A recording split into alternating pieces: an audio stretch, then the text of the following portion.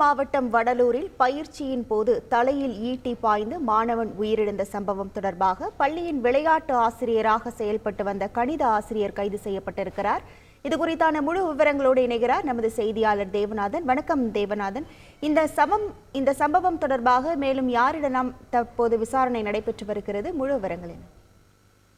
கடலூர் மாவட்டம் வடலூர்ல செயல்பட்டு வந்த தனியார் பள்ளியில 10ஆம் வகுப்பு படித்து வந்த மாணவன் கிஷோர் என்பவர் கடந்த 24ஆம் தேதி பள்ளி மைதானத்தில் விளையாட்டு பயிற்சியில் இருந்தபோது ஈட்டி எறிதல் பயிற்சியில் ஈடுபட்ட மாணவர் வீசிய அந்த ஈட்டியானது கிஷோரின் தலையில் பாய்ந்தது. இதன் காரணமாக மாணவர் படுகாயமடைந்து புதுவை, சென்னை உள்ளிட்ட பல்வேறு மருத்துவமனைகளிலும் சிகிச்சை பெற்றிருந்த நிலையில நேற்று முன்தினம் விழுப்புரம் அரசு மருத்துவக் கல்லூரி மருத்துவமனையில் அனுமதிக்கப்பட்டார். அங்கு அவர்களை சோதித்த மருத்துவர்கள் அவர் மூளைச்சாவு அடைந்து விட்டதாக தெரிவித்தனர். இந்த நிலையில அவருடைய உடல் உறுப்புகளை தானம் செய்ய பெற்றோர்கள் என்று சம்மதம் தெரிவித்த நிலையில அவருடைய உடல் உறுப்பு தானம் செய்யும் நிலையில் உள்ளதா என்பதை மருத்துவர்கள் சோதனை செய்து கொண்டிருக்கும் போதே அந்த மாணவன் உயிரிழந்து விட்டார்.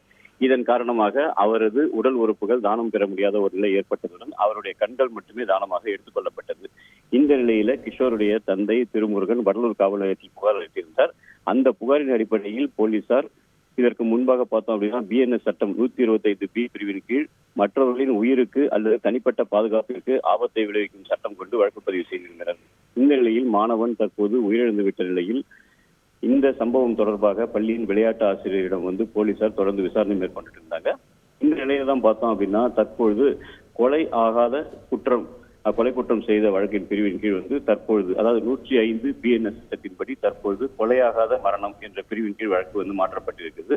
அதன் அடிப்படையில் அந்த பள்ளியின் கணித ஆசிரியர் தான் அன்று விளையாட்டு ஆசிரியராக செயல்பட்டிருக்கிறார். அந்த பிரவீன்குமாரை தற்போது போலீசார் கைது செய்திருக்காங்க. மேலும் பார்த்தோம் அப்படின்னா இந்த சம்பவம் தொடர்பாக தொடர்ந்து அந்த பள்ளியுடைய நிர்வாகி மேலும் 2 ஆசிரியர்களிடம் தொடர்ந்து விசாரணையானது மேற்கொள்ளப்பட்டு வருகிறது.